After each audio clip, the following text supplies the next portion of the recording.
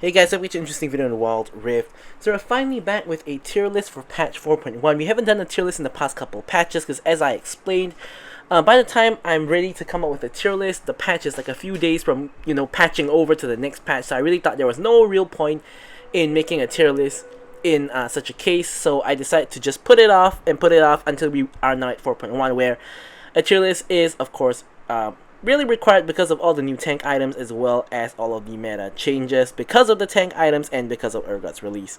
So now, first thing I will say is two things. Firstly, I've redone all 5 of the roles from scratch, so I didn't refer to my old tier list. I basically just took everything out and put everything back in. I basically just resetted everything from scratch.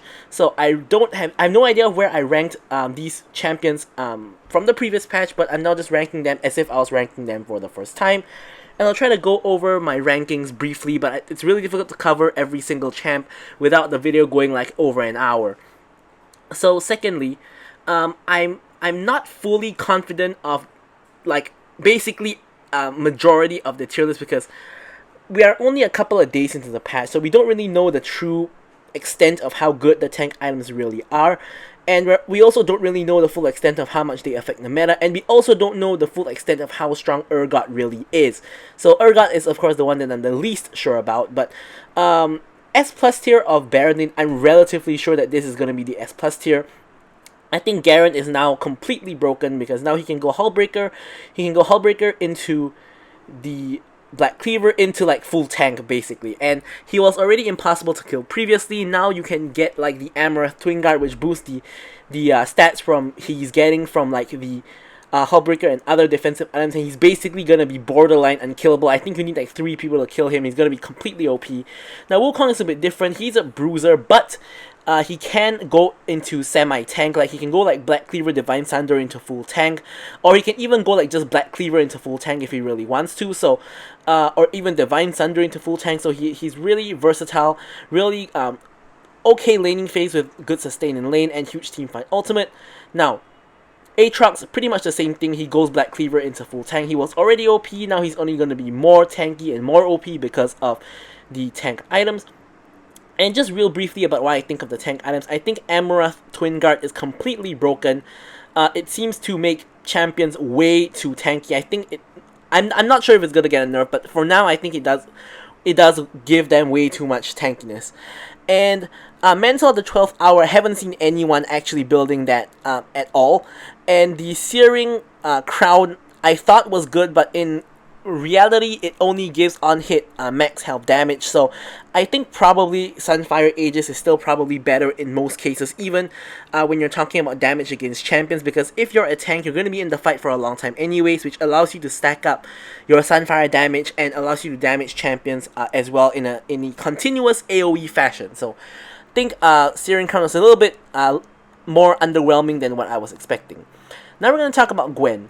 So Gwen is there because she does true damage. So now Gwen, as a result of the tank meta, is now absolutely OP because she's weak in the early laning phase, and a lot of like the tanks like she does okay into like Garen and Wukong if you don't fumble the bag. Even Aatrox, if you don't fumble the bag, you're not gonna get solo killed.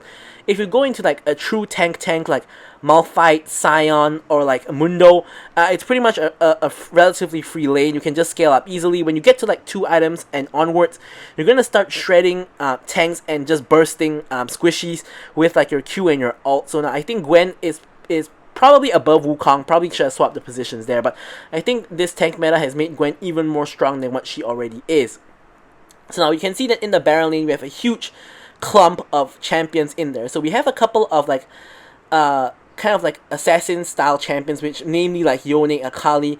You could say that you also have like full AP Gragas like Irelia, Jace, and like Riven as well, more towards the damage oriented side. They don't really build tank, with the exception of Gragas, who also has an option to go full tank, which I think could maybe be very strong now. So Gragas is there because his full AP build is really good. He's still going to one-shot squishies, which you're not going to aim for a tank anyway. You can also opt into a full tank build, which I believe should now make him really tanky with a lot of utility as well. Then we have Fiora, who I think steps up. I believe I put her in the A+ or A tier last time, but I think she steps up because of her true damage and how she deals with tanks very well. In addition, when she split pushes, unless she's against a tank like a Garen or Sion who also split pushes, it's really hard for tanks to deal with her and really hard for champions to deal with her, so I think Fiora's pretty strong at the moment. Set is another fighter who can build tank if he chooses to, so he's going to be very strong as a tank, going to be very strong as a bruiser as he has always been. And Sion also very strong as a true tank, split pusher as well. Malphite very strong as a tank and team fight as well. Now Urgot is a little bit like question mark for me. I've played one match as Urgot in ARAM, so I personally find him a little bit clunky to play, but when I see like other people play him, I have seen that he is incredibly tanky. Obviously he goes like Black Cleaver basically into full tank, and of course now tank items are pretty busted, and that could make him look a lot stronger than he is. He also gets like a shield on his E, and he's also just pretty tanky in general, so I've seen that he does like decent damage and he's really tanky, so I think for now I'm going to leave him in the middle of the S tier. Now the A tier, we still have the classics like Renekton and Darius, and I think that Renekton especially drops down because I think that he cannot really build tank, and he's just a general bruiser. A lot of matches I see him fall behind and he basically becomes useless because you have to be ahead for you to actually be useful. Darius and Camille are always going to be pretty consistent picks if you're good at them. We have Mundo, who I may or may not be underrating because he is, after all, a tank and he's really, really tanky even before the updates. But the issue with Mundo is that he can be very tanky, but he can deal decent damage as well. But the issue with Mundo is that you're kind of like really, really reliant on your team to actually do something, because the only thing you can really do against the enemies if your whole team is feeding is to try your best to run them down, and no matter how tanky you are, you're kind of just gonna get destroyed by them anyways. Whereas the other tanks I put above him, like for example Garen can split push, Wukong can team fight, Aatrox is just really like strong at the moment, and like Sion can split push, Malphite can team fight, you know, etc. So I think Mundo has kind of the issue that he doesn't have too much agency for himself. So then we have a lot of like okay average kind of champions like Jax, like Olaf. Pantheon can be good if you're good at him. We have of course Shen, who again I think suffers from kind of the same problem as Mundo, which is that he is very team reliant. Yeah, he's just really team reliant. He has the ult. His ult really just gives a shield to his team, and you need people to fall out from your taunt, so you're not that good on your own. I think Nautilus in the Baron lane, really tanky, really good CC, good initiation, but again same problem as the other two, really reliant on your team. You can go full AP Nautilus now, and in the Baron lane I don't think that's very good, but you can go for that to try to one-shot people. Now, Pyke is an interesting one, because Pyke recently just got introduced into lanes and the jungle, and I really don't have an idea of where he stands. I'm just thinking about this in theory. So Pyke cannot kill anybody in the Baron lane, like whether be it a tank or not. He can't kill anybody unless they're stupid enough to get hooked under tower or make some kind of boo-boo like that. But aside from that, Pyke kills nobody like 1v1, because he's meant to be, or at least he was meant to be, a support who has someone else to do damage for him. He just finds the picks and they just do the damage. But Pyke on a solo lane can clear waves, and pretty much the way you play Pyke in lane is you clear waves and roam, clear waves and roam. So with Baron lane you can roam a bit less, so he's definitely going to be worse in Baron lane than like mid lane or jungle. Probably Baron lane is his worst viable role. And I move Vayne up because obviously it's a tank meta, and Vayne does really like well into tanks. Like, and against like the top couple of champs, like Vayne does well into Garen, Vayne does relatively well into Aatrox as well, also does pretty well into like Gwen, for example. So I think Vayne in the current tank meta, Vayne top could possibly have a place in this game. Maybe I'm underrating her a little bit, only putting her in the A tier, but yeah. So in the B tier, we have a couple of like decent champions. I've seen Jarvan top cropping up a little bit more, and the tank update is definitely going to help him, but if he goes full tank, he does no damage and has pretty much the same problems as like Mundo, Shen, and those lot of people, and I think that those are better than Jarvan, because Jarvan kind of falls off a lot harder in the later stages of the game. Then we have like the very good scalers of like Graves and Tryndamere. Kennen just does too little damage. Teemo doesn't really do very much, especially later on in the game. Lucian just has way better roles than top, but in some matchups can be really good if you're good at him. Nessus is really tanky but takes too long to stack. Kill gets destroyed because of the nature of the long lane in the early game and almost can never escape early game. and Singed is pretty much just alright, but a lot of other champs are better than him. So with that, let's move on to talking about the jungle. Okay, so for the jungle, we still have Lee Sin up there. I think Lee Sin is pretty much always going to be one of the top few junglers so long as you're good at him. Aatrox finally hasn't gotten nerfs in this patch. I think Aatrox is still incredibly strong. I think like borderline jungle might be better than Baron lane, because you can free farm and get to like a couple of items and you're like really strong, really tanky, really good in like 1v1s, really good in team fights, etc. And yeah, so now Kayn is an interesting one, because obviously Kayn in red form now is going to be really good because you can pretty much go Black Cleaver into tank. But blue Kayn now is also like really strong. My prediction in the tier list was right. He now can like pretty much just one-shot someone instantly with like a WQ. Like if you hit your W and both parts of your Q with your electric, you can pretty much one-shot a squishy target. So Kayn blue form is now actually good. So now both his blue and red form are good, and yeah, so now he's just really strong in general. Kha'Zix, again, if you're good at him, is still going to be very strong. And Gwen, I believe I put her somewhere way down low, maybe in the A or B tier. But again, now because of the nature of the meta, everything is so tanky, Gwen actually kind of gets away with it in a sense that she can just full clear her jungle, just farm up till like 1 to 2 items, like Nashor's and Riftmaker, and after she gets those 2 items, she basically just kills everybody. So I think actually Gwen in the jungle now is really strong, really underrated. Also underrated by me previously. Wukong is just really good for same reasons as Baron lane, but he has pretty poor jungle clear, so he puts him down a notch. Lilia still really strong. Urgot jungle is actually pretty good. He has a decent clear and same reasons as Baron lane. Yone as well, he's still really strong, but just not as good as the rest in the jungle. So again, he's still there. We have Gragas, same logic as Baron lane, can be built full tank or full AP, and Echo, really strong scaler. I think Echo in the jungle is better than Echo in the mid lane, because jungle he gets like free first few levels where he can just AFK farm full clear farm the jungle, and just scale up to getting a few items before you can like start assassinating people. Then we have like Shyvana, who's always like after she got like mini rework has always been good, especially for like beginners. And we also have like Riven, who's also still really strong, especially if you're good. I think Pantheon is a jungle that's underrated by a lot of people, because I actually think Pantheon is actually really strong. Because if you're good at Pantheon, you just spam gank and get your lanes ahead, get yourself ahead, and build up a lead such that it's impossible for the enemy team to fight you in team fights, etc. And I think that if you're like good and you have very good jungle knowledge about gankings and lanes and wave states and lane matchups, etc., and you play Pantheon and you gank when you're supposed to, you counter gank when you're supposed to, you can get yourself very far ahead. Now we have 2 kind of builds for Diana, like the one-shot kind of build and the fighter kind of build. Both of them are pretty good. Diana, again, kind of the same logic as a lot of the other champions like Gwen and Echo, where a lot of the AP champions, I guess you can say, just want to AFK farm the jungle, and instead of like lane, like Echo, Diana, and Gwen all can lane, but in the jungle they get like they get to AFK from their jungle majority of the time, unless you're against something like a Kayn who's gonna steal your jungle, Lee Sin who's gonna invade, etc. But majority of the time you can AFK from the jungle and get to items, which is why they're pretty good in the jungle. Evelyn also AFK farms the jungle, and she's invis, and if you're good at her, you can assassinate people, carry the game. Then we have Graves, who is a really good scaler into the late game, also AFK farms the jungle.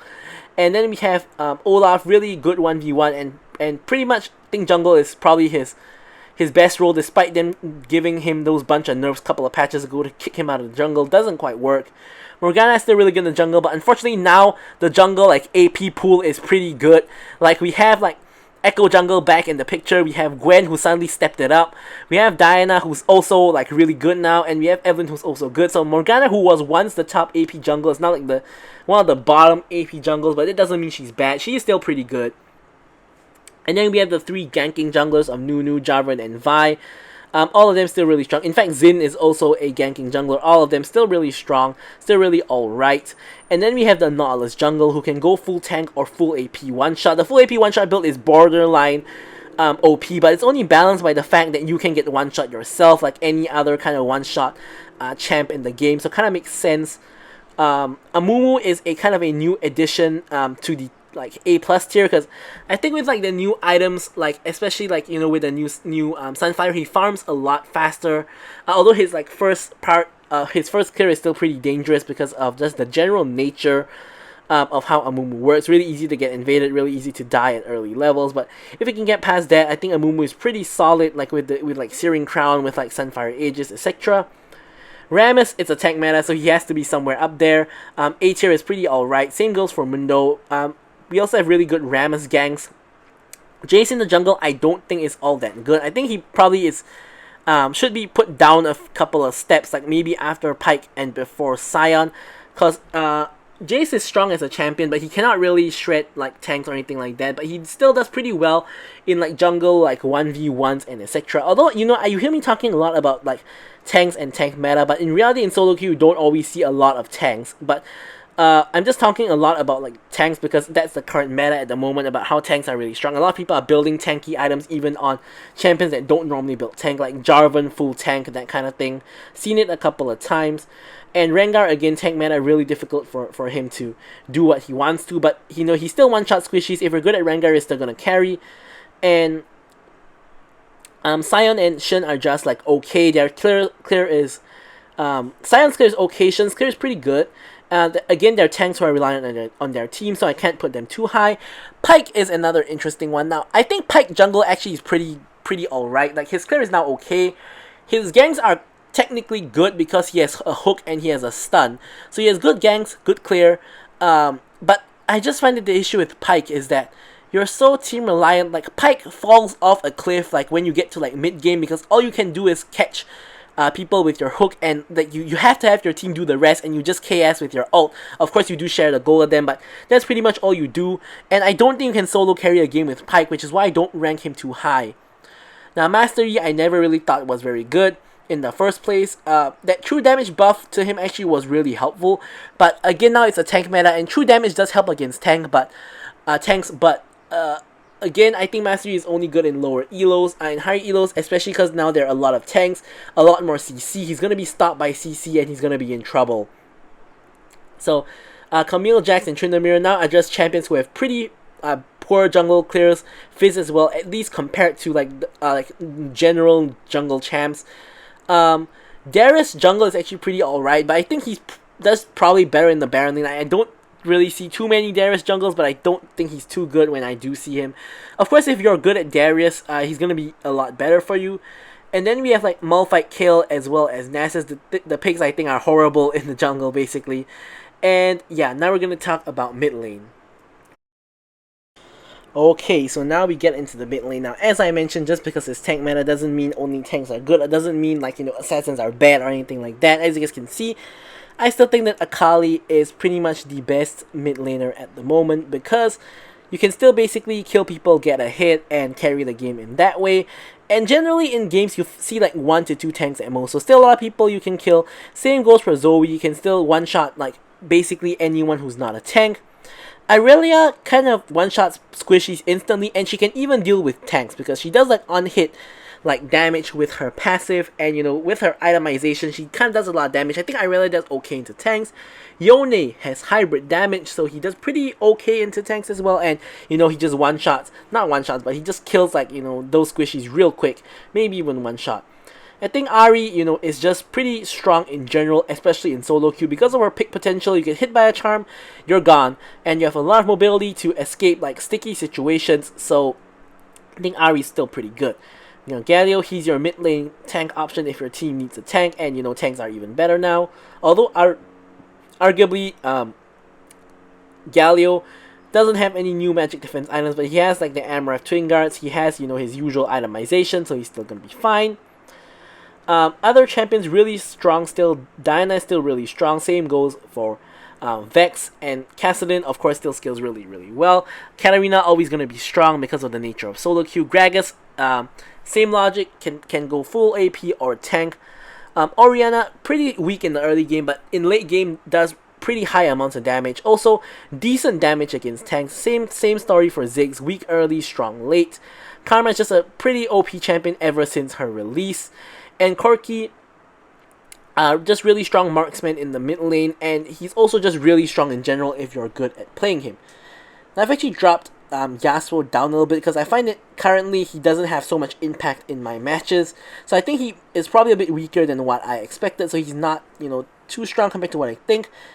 Zed is actually probably gonna be should be above Yasuo. He does really well in the sense that he can like one shot a squishy like the ADC or like the mage or something like that, the enemy carry, and it's kind of just really difficult to deal with Zed as a carry. Like if you're a tank or whatnot, you're not gonna care. But if you're a carry, you either are gonna get one shot by him or you have to blow your stasis on him or something like that. He's gonna force something out of you, or you're gonna have to flash away. So Zed, pretty good. Akshan and Echo just pretty average in general. We have a whole load of champs in the A tier. All of them are just like pretty much okay. I want to highlight Pyke here because Pyke again is a new laner. I think mid is a really strong role for him because he can roam to both top as well as bot. But once again, he's really reliant on his team in the mid to late game, so I don't think he can be put a little bit too high. Then we move on to like B and C tier, where honestly a lot of the champions are just in my opinion, not very strong champions like A-Soul, like Fizz or Annie. But don't get me wrong, if you're good at these champions or if you can play them, they are still going to work. Like a good Fizz can carry a game. A good A-Soul can carry a game with good roams. Annie as well. Same goes for pretty much any champion in the game, but it's just that I don't think these champions are as good as any of the champions above them. Cannon mid just kind of sucks. Malphite mid, honestly kind of sucks, but if you just go a full AP one-shot build, you're going to get some kind of value in the later stages of the game. Anyway, that's the nature of Malphite. He's always going to give value because of his ultimate. And Kayle kind of just sucks. I'm really not a fan of Kayle, but at least in mid, it's kind of better than in top or jungle. And yeah, because she has the safety of her tower. And yeah, so now we're going to talk about the ADCs. Okay, so ADC time, it's my main role. And okay, so here, obviously, Lucian and Kai'Sa are still really strong. Now the thing is that Lucian and Kai'Sa win rates are not very good. I assume it's because they're popular and a lot of people are playing them who aren't that good. But I honestly think that if you're skilled at Lucian and Kai'Sa, they are just really, really strong. They have a lot of like agency, like because they have like dashes, invisibility, etc., and like a lot of burst damage. So you have a lot of agency, and if you're good, you can carry a team. Ezreal is good for a different reason. It's because he has that safety and like that poking ability, and he also does decent damage against tanks. You can go like a Sunder, like Serelda's kind of build with Giant Slayer into tanks kind of thing. So, he's pretty good at I wouldn't say good, but he's okay into tanks. And of course, we have Vayne back in the S plus tier because in a tank dominated meta, Vayne is the only like person in the game who can deal with tanks. She does true damage. Doesn't matter how tanky you are, she's gonna deal damage to you, and you're gonna die. So Vayne has to be back in the S plus tier. Now I put Zeri in the S tier because the issue with Zeri is she's really, really weak in the early game. Now that's her issue. Like even before the nerf, she was really weak in the early game. So you can take advantage of her. If you shut her down enough in the early game, she can do nothing in the mid to late game. If she goes even or ahead in the early game, in the mid to late game, she can absolutely just carry her whole team. And I've done this. I had a game where I had like a feeding top, like 0-8-0 kind of feeding. Literally like useless. It's just like the enemy's number one source of income. I had a jungle and I had a mid who was also feeding to the tune of like 1-5-1 kind of thing. And I was ahead. Of course, my support was also ahead because I was ahead. So bot lane was ahead. And me and my support managed to basically carry the three feeding people on my team because we got to the mid game where I got like 3 items, and then I just survived in fights in general, or at least I survived long enough to kill multiple members of their team. And then I got to full build and I just carried all the team fights from there. And I didn't even get the shutdowns. Like one of the feeding members on my team got the shutdowns. Basically my point is that when you get to like mid-late game on Zeri, you can carry if you're good. There's no two ways about it, but she's not S plus because her early game is just too bad.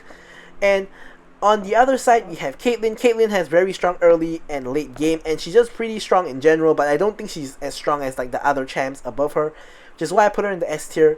Xayah, I think, is really, really underrated. Her safety is absolutely insane with her Feather Storm and just with her feathers in general, like just putting pressure on the enemy to not be able to all in. Like she's a hard counter to all in. I've played against like comps that have like 4 or 5 all-in champs, and they always get destroyed by Xayah. So it's a kind of Xayah's kind of like a very niche pick that does very well into certain team comps. You can pick her into any team comp, but she excels only against certain team comps, which is of course when I mainly pick her. I'm probably gonna try to get out a Xayah video, sooner or later, and show you guys how that works. So we have Tristana. Tristana is honestly really strong for quite a while now, and you're strong in the early game. You can kill people easily at like level 2 or level 5 if they're not experienced in playing against a Tristana, and if you get a hit, you can really carry the game very hard. When you get to later stages of the game, you have the highest range in the game at like level 15, so you can also carry in the late game. Mid game, you have a bit of a trough, but if you have a good enough early game, you can make up for it. And Corki is just basically your main AP option when it comes to the ADC role. Now Draven, I believe I have dropped him down because I think Draven is honestly not very strong. Like, I think I'm a decent Draven player, and when I play him in the early game, I just don't think he does enough damage. So I think Draven needs to drop down a peg. And Varus and Samira are just okay. Like, Varus is a lot more supportive. Samira is the Katarina scenario where, if you're good at Samira and if you find that dream team fight, you can 1v9 win the game for your team. But very often, you're gonna die very easily. You have very short range or an all-in kind of champion, and you have to have a lot of game knowledge to pull off Samira well, because you need to know exactly when you can and can't go in. I've seen a lot of Samiras just dive in and die instantly because they didn't wait for like enemy CC to be used up and that sort of deal. Now, farming Senna I actually think is pretty alright. In fact, I think farming Senna is better than like Jinx and Jhin, which is pretty sad. Jinx, Jhin, Ashe, and MF are just not in good spots right now. They badly need some buffs. So yeah, that's pretty much it for the ADCs. Let's talk about supports. Okay, so now finally we got the supports. To nobody's surprise, Karma, Nami, and Lulu are still the top dogs in the support role. Karma honestly has just always been OP, even after like rounds and rounds of nerfs. Like, that ult in Karma's kit compared to like PC is just so OP. Like, imagine you get everything that PC Karma gets and plus an extra huge AoE ultimates. Like, that's just insane. Nami and Lulu still really strong. Pyke was always in the S tier if I'm not mistaken. But yeah, so Pyke still really, of course he got even better, but of course this is not to do anything at all with the buffs, because actually it does. Like, the last buff probably actually matters, but the wave clear buffs obviously don't matter. But I think that Pyke in the support role is still, in my opinion, I think Pyke is still probably played the best in support, because it's the role that has the most free reign to roam around the map. It's your job as support to roam around the map, so I think he's probably going to be best as support. I think Rakan is still going to be really good. Engaging full AP or tanky doesn't matter. I think Janna is actually going to be pretty strong this patch because of how strong tanks are. Tanks tend to have problems gap closing, and Janna tends to deny engages, so I think Janna is going to be really good. Same thing with Ashe. Ashe will slow tanks down, stun them, and just prevent them from getting onto you in general. And of course, then we have a couple of tanks. So we have Nautilus, who of course is going to get way better because of the current tank meta. We have Senna, who's always going to be good because solo queue you can carry. Thresh, I think, is still really good playmaker, really good tanky champ. Yuumi, I think, is just because of the nature of how Yuumi works. If you have a champ on your team who or player on your team who's like really good, Yuumi is just always going to have value. Now Braum, of course, another tank. Of course, again, going to benefit from the tank changes. Now Seraphine is someone who I think is really underrated. They gave her the double shield now, and her shielding and healing is absolutely insane, especially if you go for a more supportive style build. Seraphine shield and healing is absolutely insane. She's probably gonna be way underrated by most people, but I think she's gonna be really good.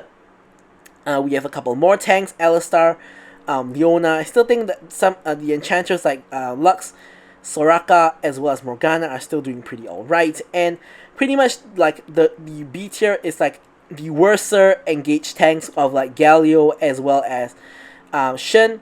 Probably the worst enchanter, we have Sona, who is, don't get me wrong, she's OP in the late game, but it's so difficult to get to the late game. Bran, complete glass cannon, just one-shots people at the cost of his own life majority of the times. And then we have Blitz, who, if you're good is gonna be good, otherwise kinda sucks. And then we have like Malphite, Zoe, Annie, and Gragas, who in my opinion are all pretty bad. But Malphite's helped by the fact that he's tank, and Zoe's helped by the fact that she's just OP at the moment. Annie and Gragas are just pretty trash. So anyways, that's all for the tier list. Hope you guys enjoyed it. I'll be sure to be back in patch 4.1a for a lot more refined of a tier list when we have a better idea of where everyone stands in the meta. So anyways guys, thank you so much for watching the video, and goodbye.